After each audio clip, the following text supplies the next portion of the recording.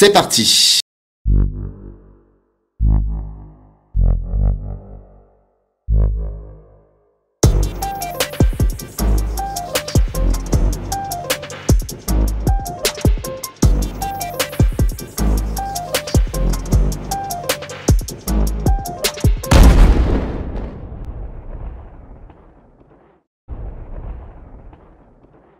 Alors, la première image dont je pourrais me souvenir en termes de cinéma, je pense que je vais pas être très original par rapport à ma génération. Ce seront, je pense, des productions Spielberg et Lucas, notamment La Guerre des Étoiles et le premier Indiana Jones.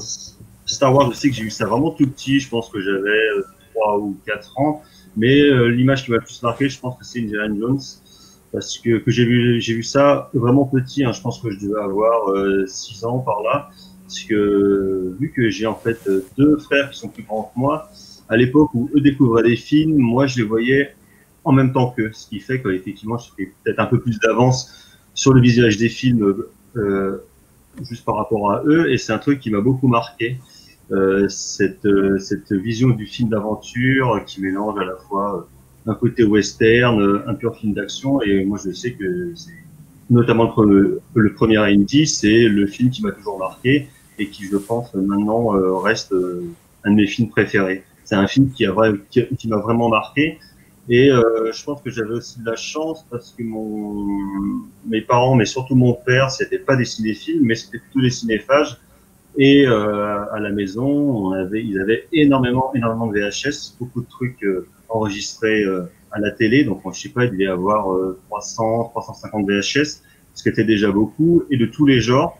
Même si mon père était quand même plus intéressé par le polar et puis le western, qui moi me reste mes deux genres de prédilection. Et c'est vrai qu'on pouvait piocher du coup dans les cassettes familiales pour un peu découvrir tout un tas de choses. Mais je suis, même en voyant d'autres genres, je suis quand même principalement revenu en général au western, au cinéma d'action, au polar, ou au film d'aventure. Et je pense que Indiana Jones et La Guerre des Étoiles ont été les deux films qui ont marqué, je sais pas si c'est la naissance d'un amour, mais en tout cas, l'intérêt pour des images, on verrait de l'action, on verrait de l'aventure, on verrait de la bagarre, un peu d'exotisme aussi des fois, et je pense que c'est les premières images qui m'ont marqué, ouais.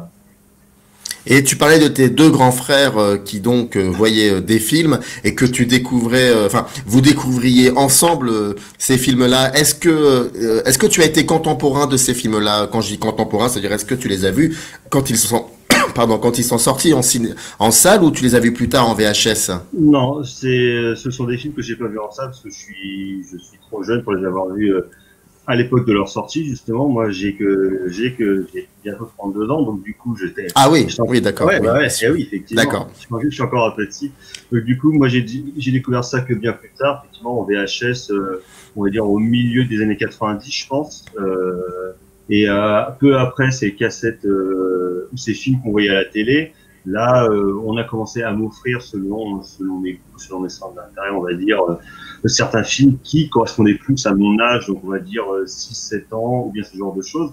Mais c'était aussi principalement des westerns ou bien des films de guerre, quoi.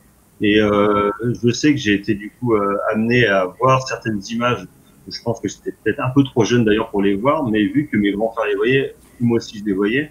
Par exemple, moi j'ai toujours eu en tout cas quand j'étais plus petit, un intérêt pour les films de chevaliers, pour les contes de la légende du roi Arthur. Et je sais qu'il y a un film que j'ai vu très jeune, je pense avant mes 10 ans, c'est le film de John Boorman, Excalibur, J'ai été sûr. J'ai été ouais, sûr. qui est, quand même, qui est quand même un film très violent et très graphique. C'est un film Ah oui, oui, oui, qui est très très beau, mais qui en termes d'imaginaire, alors que tu vois, avant j'étais plus dans les films de Richard Thorpe, sur la légende de la Capron, oui. comme ça, les films d'Errol Flynn, et puis là tout d'un coup tu vois ça, donc t'as quand même un choc esthétique où effectivement t'es confronté à une énorme violence qui moi m'a vraiment marqué et qui je pense aussi après peut-être inconsciemment m'a amené à aller vers le cinéma d'horreur, vers le cinéma de genre, parce que c'était quand même une porte d'entrée assez grandiose là. Habituellement, je ne me permets pas d'ouvrir une parenthèse subjective. Je pense que en interview, c'est la personne que j'ai invitée qui a ce rôle-là, et moi je suis plutôt objectif. Mais là, c'est un peu compliqué de ne pas pouvoir, comment dire, rebondir sur ce que tu viens à savoir Excalibur de John Boorman, que j'ai vu non pas à sa sortie en salle parce que j'étais trop jeune, mais en même temps, comme moi je suis de 76, donc je l'ai vu en sortie VHS, c'est-à-dire peut-être 2 ou 3 ans après. Donc je l'ai vu au beau milieu des années 80, et je te rejoins parfaitement. C'est une très grosse claque me concernant. Parce que ce qui m'avait assez frappé, tu parlais de violence graphique et je suis entièrement d'accord avec toi, mais aussi l'érotisme. Ça Ouais. m'avait l'érotisme dans ce film. Pour moi, je pensais que ça n'existait pas, ce genre que les personnages de contes à la Richard Thorpe ou Errol Flynn sont pratiquement asexués, et je ne m'attendais pas à voir cela dans un film un peu fantasy, et l'érotisme m'avait beaucoup marqué. Et il y a même une histoire incestueuse d'ailleurs entre le roi Arthur et sa sœur Morgane. Voilà, Ouais, donc Morgan, ouais. Ouais, puis même dès le début, quand tu vois oui. c'est le dragon qui viole Ygraine d'une manière quand même assez rude. Et c'est vrai que quand t'es petit, ça te marque, ouais, et ça te développe un imaginaire où il y a des émois sexuels qui sont quand même assez bouleversants pour un Assez petit enfant. bouleversant. Exactement. Mais est-ce que tous ces films-là que tu as découverts étant gosse, est-ce que très vite, euh, tu as vu que le cinéma, ça ne pouvait être pas forcément un art de l'enfance, mais plutôt un art adulte? Bah, je ne sais pas si j'ai conceptualisé ça aussi jeune. Ça, je pense que c'est venu plus tard quand j'avais 14-15 ans, parce que quand j'étais plus petit, je bouffais absolument tous les films que je voyais, des films d'horreur ou qui mêlaient les genres, un peu comme les Aliens, plein de films Oui. d'aventure comme ça, mais ça vient un peu plus tard. Je pense que j'ai commencé à réfléchir au cinéma, ou que c'était pas juste des images et puis des belles aventures, quand j'ai commencé un petit peu à m'intéresser à la presse, quand j'avais 11-12 ans, on va dire. Je pense que c'est à partir de ce moment-là où j'ai peut-être commencé à réfléchir, à essayer de voir ce que c'était vraiment que le cinéma, et surtout comment est-ce que c'était fabriqué. Parce que assez petit, du coup, comme je m'intéressais à ça, j'ai eu des tout petits livres sur la fabrique du cinéma, sur une caméra, qu'est-ce que c'est que une photo, comment est-ce qu'on dirige des comédiens, tout ça. Et moi, ça m'intéressait déjà la conception des films, et c'est peut-être plus par ce biais-là que que j'ai commencé à m'intéresser au Cinoche, pardon, plus que par des biais théoriques, quoi. C'est vraiment venu plus tard, et je pense que, ouais, c'est entre mes 15 et 18 ans où j'ai essayé de réfléchir, on va dire, plutôt, pour ne pas être présomptueux, à qu'est-ce que c'était que le cinéma et quel est le rapport que moi je pouvais avoir avec ces images-là.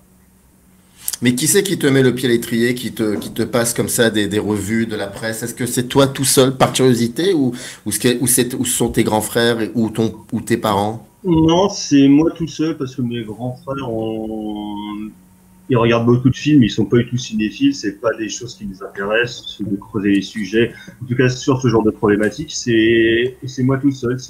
Où d'un coup, je me suis dit, bah, vu que le cinéma, ça m'intéresse, j'aimerais bien voir s'il y a des revues qui en parlent, et voir de quelle manière elles en parlent. Donc, je suis juste allé à la grande surface du coin, j'ai vu le rayon cinéma, puis j'ai regardé les couvertures, et en fait, c'est juste par rapport à la une des magazines où je me suis dit je prends tel ou tel magazine. Et les premiers magazines que j'ai achetés, je me rappelle, c'est un truc, je sais plus maintenant, je crois que c'est Ciné Live qui avait été Oui. fait, qui après a fusionné avec le magazine Studio, je crois. Mhm. Donc j'avais pris ça notamment parce qu'il y avait des posters et il y avait un CD-ROM avec des bandes annonces à l'époque. Exactement.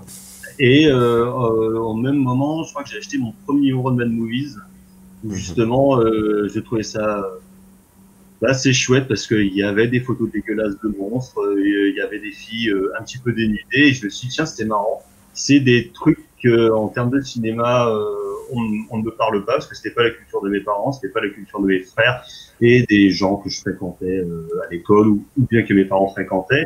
Je me suis dit, tiens, c'était marrant, c'est des trucs que je connais pas, je vais aller voir à quoi ça ressemble. Et là, ça m'a ouvert un horizon de possibilités infini, quoi. Et c'est vraiment Et, par et, Ouais, et c'est vraiment par ce biais-là, notamment par le biais de Mad Movies, où ça m'a ouvert des horizons de cinéma, notamment sur le cinéma bis et du cinéma d'horreur, où je me suis intéressé à ça très tôt, je pense au détriment d'une cinéphilie plus classique, même si c'est des choses on voyait pas mal de westerns classiques, notamment les Ford et les Hawks, mais assez rapidement, j'ai plongé quand même vers une certaine forme de cinéma bis qui, pendant une partie de mon adolescence, m'a un peu plus éloigné du cinéma classique. Mais généralement, quand on s'intéresse un peu au cinéma de genre, ou même un peu au cinéma classique, certainement, je ne sais pas, mais de par les propos que j'ai pu entendre ici et là, il y avait aussi une manière, alors après, peut-être que ça ne te concerne pas, mais aussi une manière un peu de fuir une espèce de réalité pas forcément très folichonne et d'être ancré dans cette fiction-là. Est-ce que cette fiction-là, en l'occurrence, était vraiment quelque chose qui, pendant une petite période, on va dire là où tu as commencé à être initié à ça, qui était juste beaucoup plus jouissive que la réalité que tu vivais? Bah, je pense que de toute façon, ouais, c'était un peu libérateur, parce que moi, j'ai grandi à la campagne où il n'y avait pas grand-chose à faire, surtout si on n'avait pas moyen de locomotion. Il y a toujours chez mes parents un petit cinéma local qui passe pas mal de films, mais ce sont des films qui arrivent encore 2, 3 semaines après les sorties nationales, et encore plus à l'époque, c'était voir un mois ou bien voire 2 mois parfois pour certains films. Donc du coup, vu que l'actualité cinéma, et pourtant j'allais voir tout ce qui passait, hein. Je suis allé voir une quantité de merde et de bouse improbable juste parce que j'avais envie d'aller au cinéma. Et donc j'allais voir presque tout ce qui sortait, mais en même temps en DVD, enfin en VHS d'abord, puis après en DVD, il y avait une quantité de choses qui sortaient qui moi m'intriguaient, et donc je me suis dit bah, pourquoi pas aller les voir. Et j'avais pourtant une vie sociale morte, hein. J'avais pas mal de copains, puis on allait pas mal faire les cons en concert ou bien quoi que ce soit. Mais c'est aussi un truc que moi j'aimais vachement, de découvrir des films et surtout des univers auxquels j'étais totalement étranger. Tu vois, c'est à peu près à ce moment-là où j'ai pas mal plongé dans un certain cinéma américain, justement bis, plutôt d'exploitation, mais dans le même temps, au début des années 2000, on est entre 2000 et 2005, il y a eu un énorme boom du DVD et où plein d'éditeurs sortaient tout et n'importe quoi. Donc parfois, tu pouvais voir des films de Hong Kong dont j'avais jamais entendu parler nulle part, et qui sortaient, et juste parce que la jaquette était sympa, bah du coup, je me suis dit que j'allais les prendre. Il y avait parfois des films espagnols qui sortaient aussi, trucs comme ça. Et là, c'est là que ça m'a amené vers un univers incroyable. C'est à ce moment-là, je pense que j'étais encore au collège, je devais être à la fin du collège, que j'ai découvert le cinéma de Jess Franco, le cinéaste espagnol qui a fait entre 180 et 250 films à peu près. Et moi, je sais que ça a été un choc parce que c'est un truc où je me suis dit, j'ai absolument jamais vu ça au cinéma. J'ai jamais vu un film être fait de cette manière. Donc pour moi, ça a été un choc. J'ai eu à l'époque, en cinéma, j'ai à peu près 3 chocs où je me suis dit, mais qu'est-ce que je regarde? Le premier, je pense que j'ai eu le deuxième, Kremlin, en 80, quand il est sorti en salle en 92. Moi, j'ai dû le voir en 2002 ou un truc comme ça, où je me suis dit, dans ma jeune vanité de gamin de 13 ans, je me suis dit, moi, je connais le cinéma américain, je sais pas ce que c'est Star Wars, les Spielberg, tout ça, machin, et j'ai vu le deuxième Gremlins, et je me suis dit, mais qu'est-ce que c'est que ce truc, quoi. J'avais jamais vu un film qui avait coûté autant de pognon pour raconter autant de bêtises, quoi. Et j'avais trouvé ça génial. J'avais trouvé ça vraiment fascinant, c'était irrévérencieux, c'était vraiment un film de sale gosse, et moi j'avais adoré ça, quoi. Et peu de temps après, en DVD sont sortis, en France en tout cas, des films de la firme Trauma, qui est Oui. la plus vieille société américaine 100% indé. Et quand j'ai découvert ça, je crois que le premier que j'ai vu, c'est Toxic Avenger 4, donc celui qui était sorti en 1999. Et là, c'est pareil, mais je me suis dit, mais je savais pas qu'on pouvait faire ce genre de truc avec une caméra, quoi. Parce que là, non seulement c'est horace au possible, c'est bourré de cul, c'est que des personnes qui sont débiles, c'est hyper méchant, c'est ultra violent. J'avais trouvé ça génial, quoi. Et je me suis dit qu'en fait, finalement, le cinéma, c'est pas qu'une quantité de pognon pour raconter des belles histoires, machin. En fait, avec une caméra, tu peux raconter absolument ce que tu veux et faire ce que tu veux, quoi. Et j'avais trouvé ça génial, quoi. Donc, entre Franco, Trauma et puis Gremlins 2, là, j'ai su un petit peu pas la voie que je voulais suivre, en tout cas, les choses qu'elle m'intéressaient, c'est quand même une certaine manière de voir le cinéma et puis aussi de le faire, quoi. Un truc un peu en franc-tireur, où moi, je trouvais ça hyper galvanisant. Surtout, en plus, pour moi qui habitais hyper loin dans la campagne, de voir des machins comme ça, c'était formidable. Mais c'est marrant parce que quand tu cites donc Joe Dante, l'auteur de Gremlins 2, mais aussi Jess Franco et la firme et la société de production Trauma, c'est limite c'est à contre-courant de ce que tu regardais de tes premières images, à savoir Ouais, les productions très classiques finalement de Steven Spielberg. Et en fait, toi, tu étais dans une espèce de cinéma un peu indésirable, indécrottable. un truc de morveux, Enfin, quoi. voilà, et les derniers de la classe qui finalement sont peut-être les plus intéressants, voire même peut-être les plus pertinents, je De toute pense. façon, Jess Franco, et c'est quelqu'un d'extraordinairement pertinent finalement. en général, les cancres et puis les morveux, c'est toujours les plus attachants, quoi. Et Franco, moi, je sais que je suis très très loin d'avoir vu toute sa filmographie. Je sais pas, j'ai dû voir, je pense, entre 35 et puis 40 films, ce qui n'est rien comparé à la masse de films qu'il a fait. Mais quand il fait une merde, il fait pas semblant. Mais quand il fait un bon film, par contre, c'est vraiment exceptionnel. Et j'ai découvert chez lui des choses absolument merveilleuses. Je trouve qu'il a une manière de voir le cinéma, de le faire et puis de l'envisager, parce qu'en plus, il avait vraiment un véritable discours sur le cinéma que je trouve hyper intéressant et où il y a un amour vraiment sincère de la chose et de la manière de l'envisager, quoi. C'est un mec qui avait vraiment une rage de filmer, une hargne. Souvent, il s'est planté, mais il a réussi quand même des coups absolument magnifiques, quoi.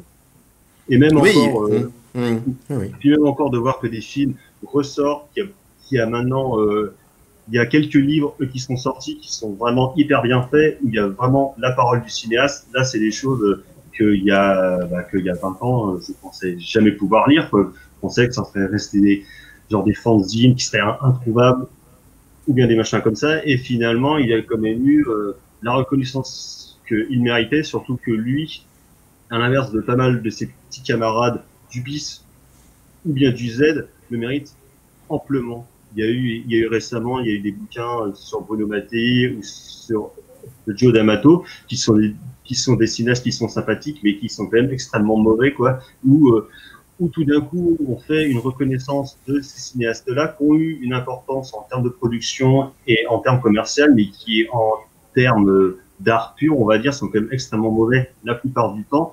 Et il y a eu quand même un mouvement de cinéphilie presque inversé où on célèbre plus des cinéastes qui sont assez médiocres et au détriment justement maintenant des grands cinéastes classiques qu'on a tendance à ne plus revoir ou bien ne plus réviser. Je crois que c'est Antonin du cinéma est mort qu'on parlait la semaine dernière où justement Ouais, il y a un exactement. rebours de la cinéphilie où finalement Mm. on oublie de revoir les Hawks, on oublie de revoir les Ford, de revoir les Hitchcock, alors que quand on les revoit, ça reste toujours impeccable. Et si c'est des classiques, bah c'est bien pour une raison, mais en même temps il y a aussi vraiment on continue à oublier de vrais grands cinéastes qui arrivent à ressurgir, mais c'est au milieu d'un océan de caca souvent assez improbable.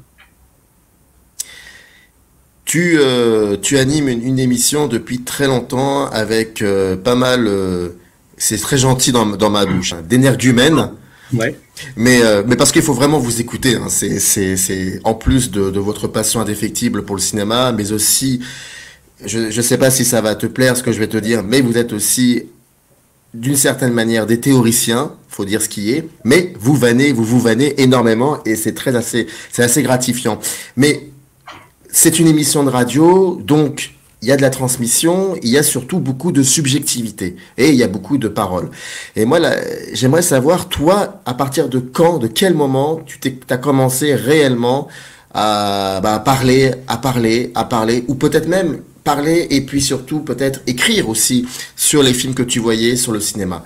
C'est-à-dire, quand est-ce que tu es devenu ce spectateur cinéphile qui, après avoir vu le film, commence à refaire un autre film?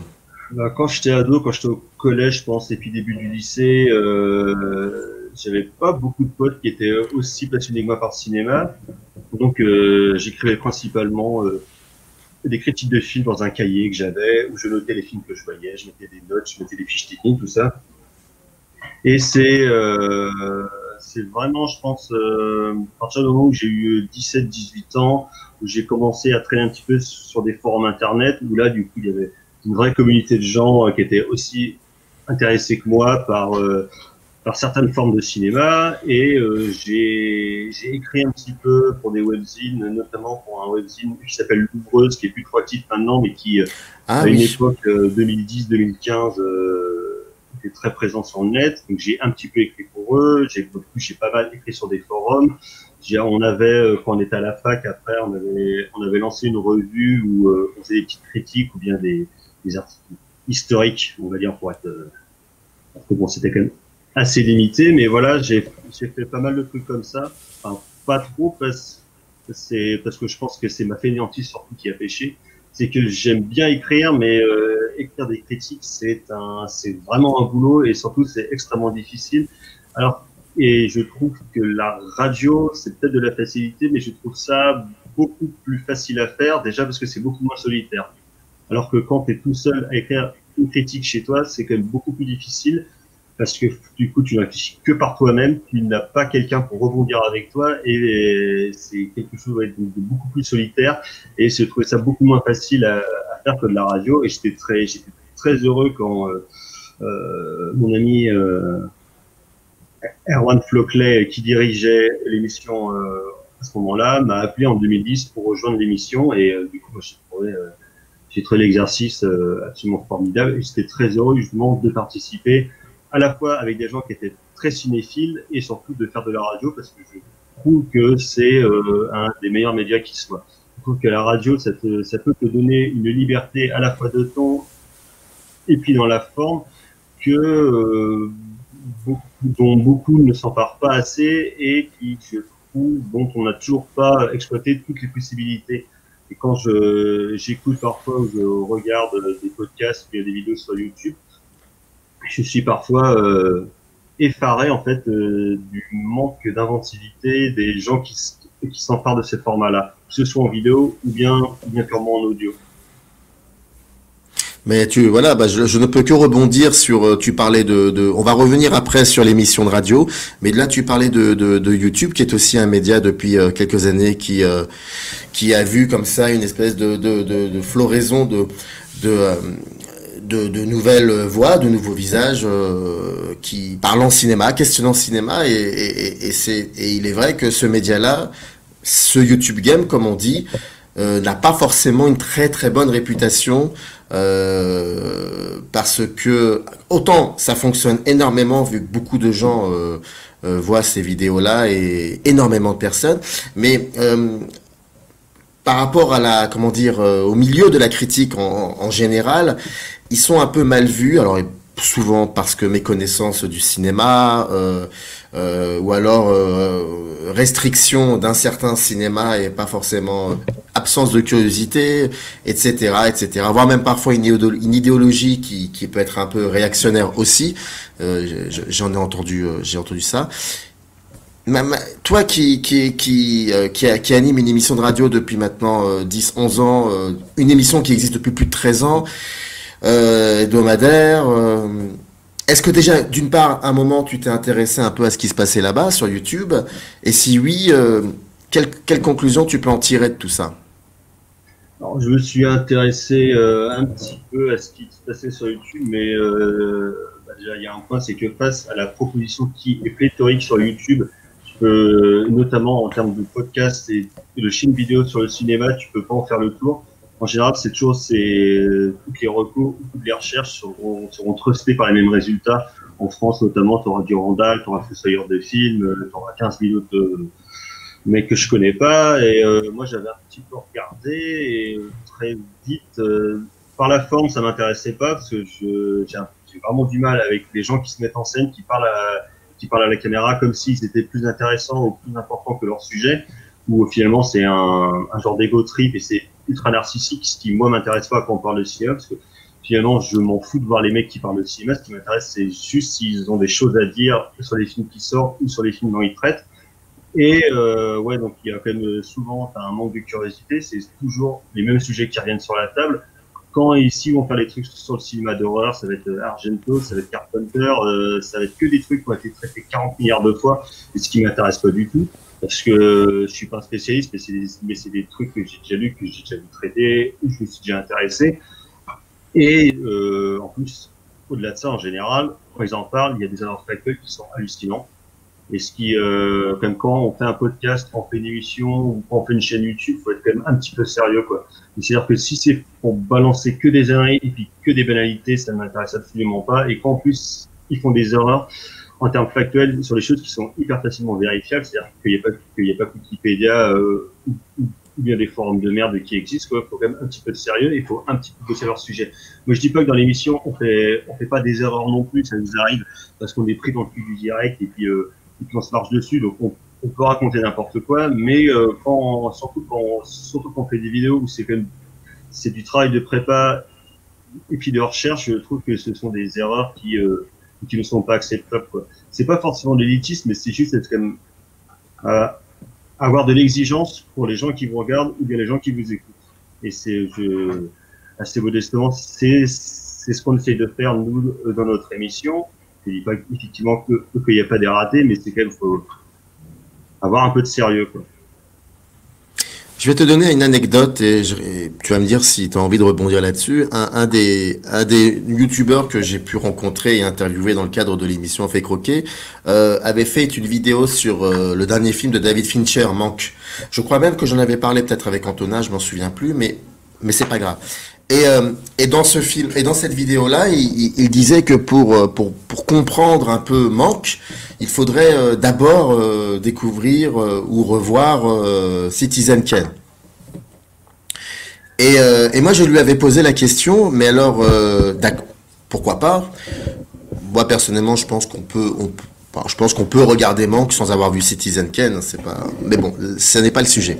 Mais moi, je lui avais demandé, mais alors pourquoi vous n'avez pas profité de cette situation, de cette occasion-là, pour faire une vidéo sur Citizen Kane?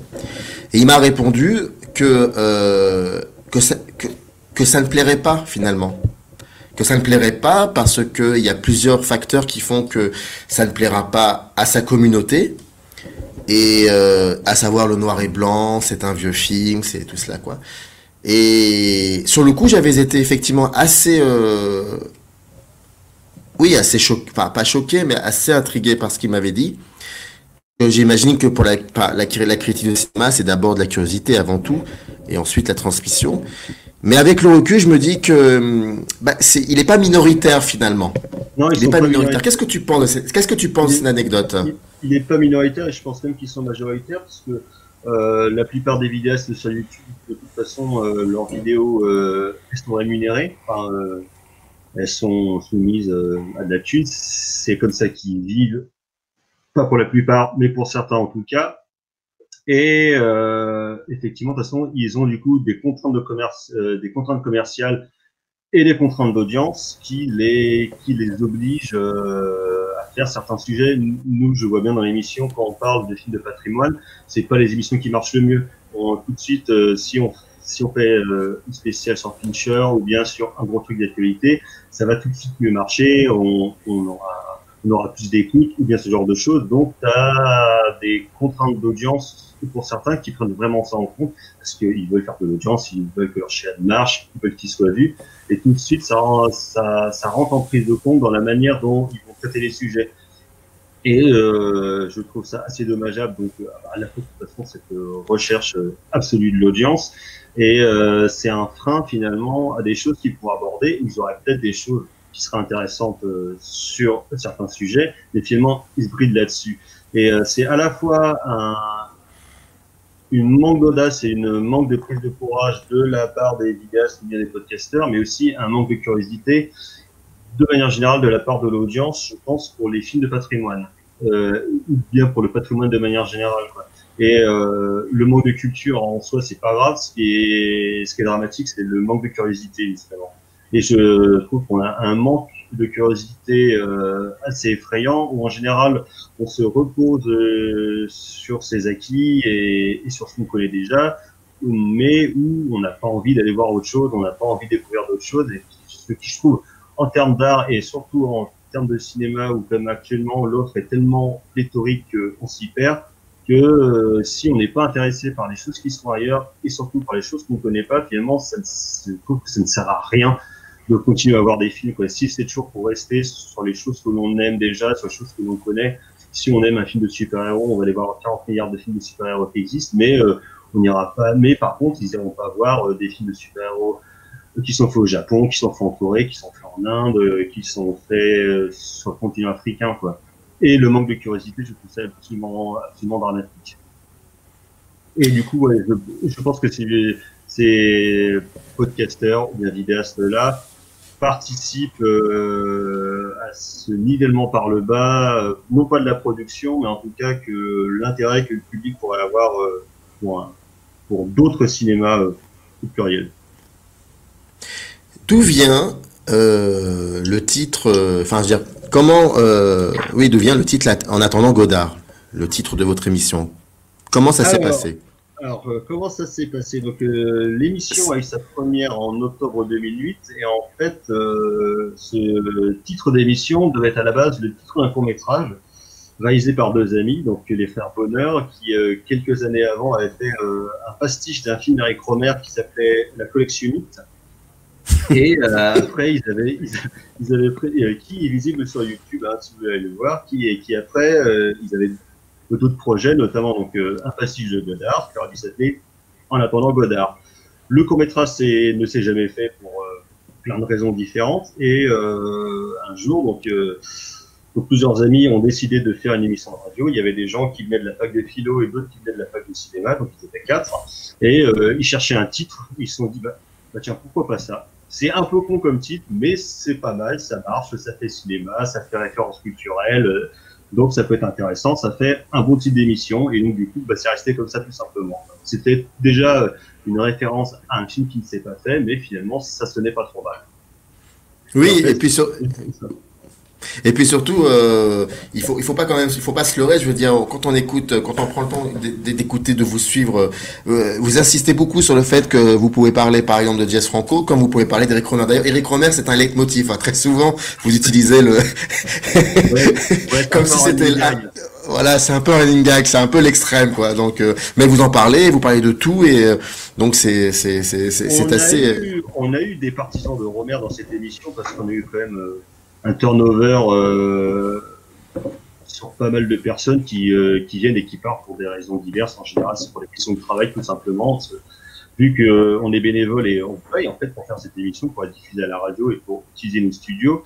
Et du coup, on est amené à partir pour du travail, pour ce genre de choses. Certains bossent à la fac maintenant, bien ce genre de trucs. Donc, on a eu un turnover assez fréquent. On a eu pas mal de gens, même si depuis quelques années, on va dire que le line-up est plutôt fixe. Moi, en tout cas, je suis maintenant dans l'émission depuis plus de 10 ans avec mon collectivo. On est des anciens maintenant, on est des vieux de la vieille. Et ouais. Donc, c'est vrai que le fait d'être plusieurs, on est 4 en moyenne en général par émission. Parfois, on a été moins, parfois, on a été plus. Mais c'est vrai que ça permet d'avoir une pluralité de goûts et de points de vue que je pense assez intéressant. Globalement, en général, on est d'accord, on a tous plus ou moins la même culture, on a les mêmes parcours d'études pour certains, on a les mêmes centres d'intérêt même en dehors du cinéma, en musique, en termes de sortie, tout ça, on est tous devenus de très bons amis, mais c'est vrai que c'est intéressant d'avoir tous ces points de vue-là, parce que je pense que ça nous permet d'avoir un panel plus large d'avis et de théories sur les films, et aussi un panel de curiosité justement, parce qu'on, même si on a beaucoup de points de vue communs, on a quand même beaucoup de zones du cinéma que les uns les autres on ne connaît pas et qu'on se fait découvrir, ce qui est aussi l'intérêt de la chose, et que après on peut essayer de faire partager à nos auditeurs, ou en tout cas d'essayer de leur faire découvrir ou de leur faire comprendre pourquoi est-ce que tel genre de cinéma, tel film ou bien tel cinéaste nous intéresse nous. Donc souvent d'un point de vue personnel, mais qu'on essaie d'élargir quand même. Et c'est, je pense, ouais, que on a les moyens et on a les personnes pour pouvoir en parler assez convenablement.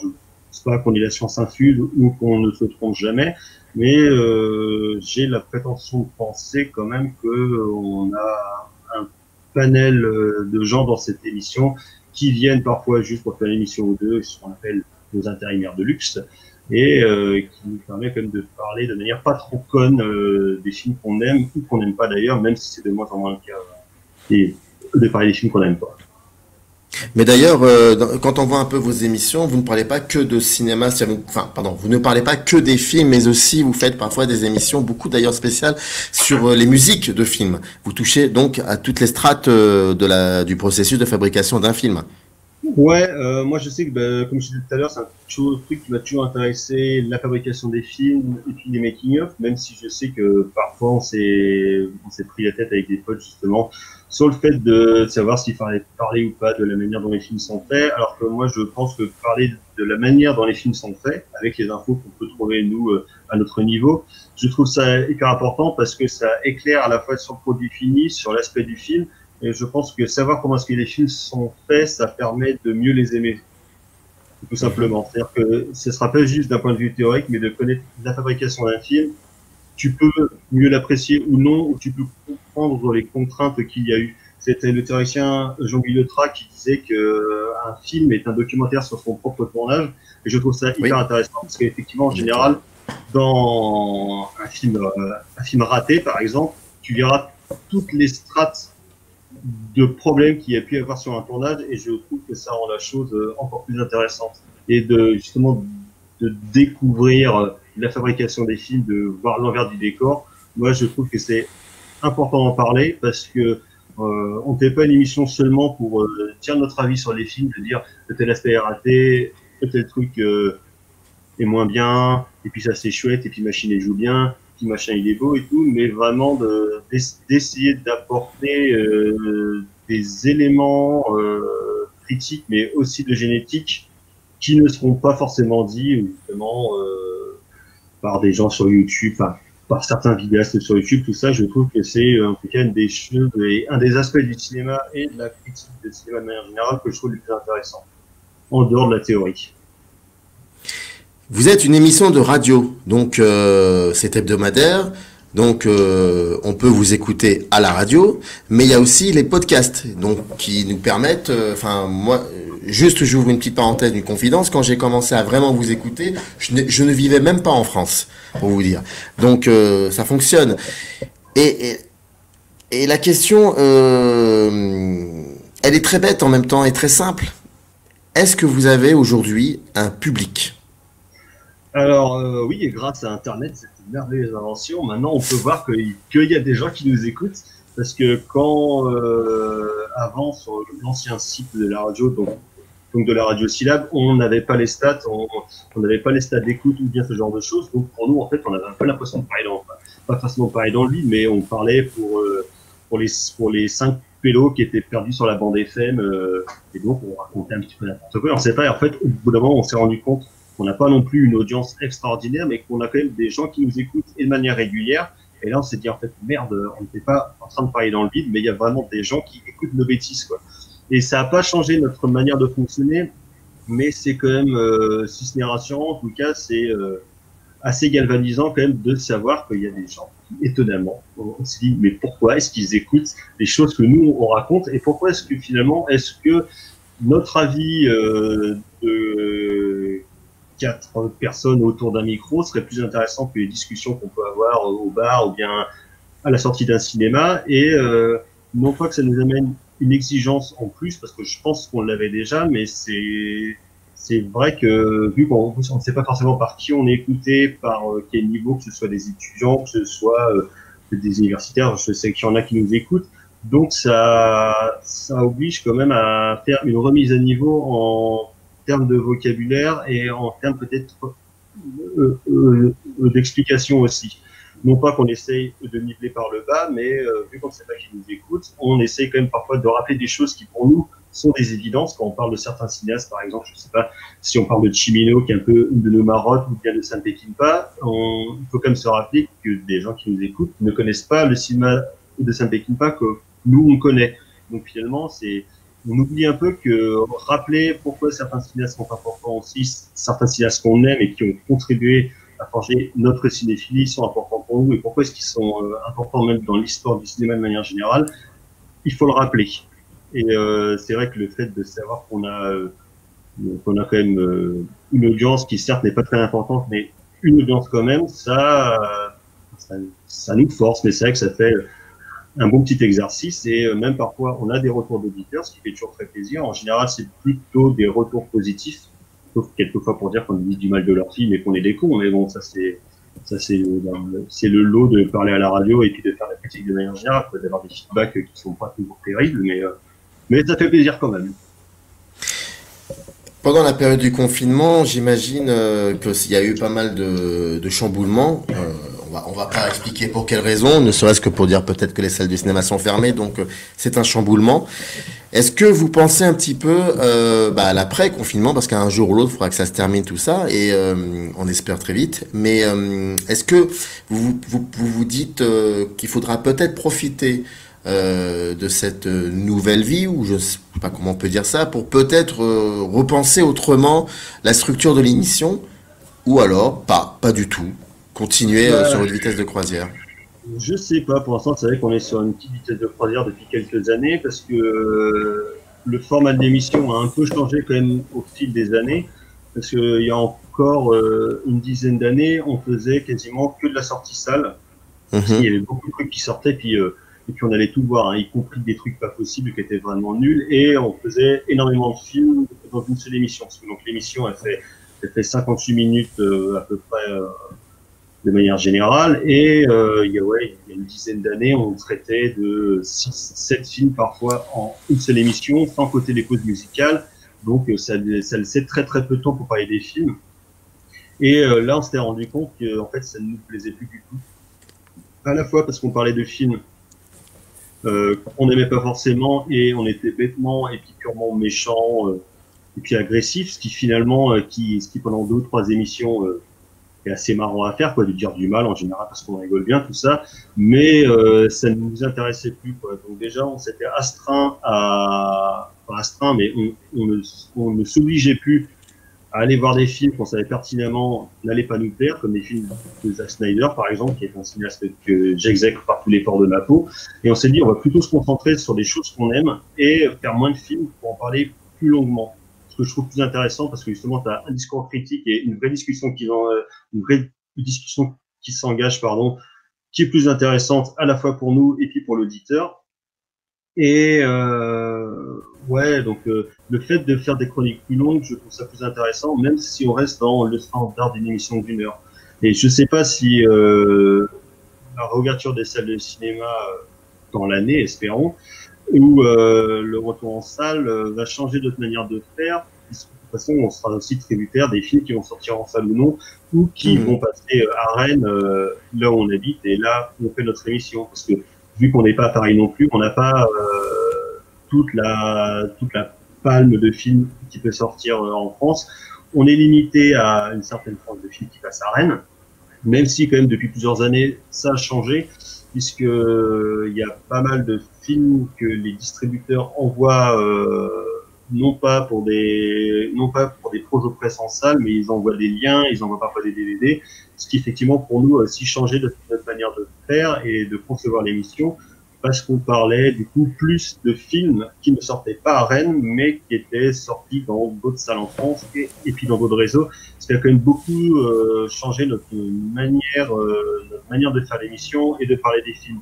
Parce qu'il y a beaucoup de films, notamment des documentaires, que ce soit français ou autres, où il y a quand même un champ d'expérimentation formelle et de fond que je trouve passionnant dans le documentaire de manière générale depuis plus de 20 ans.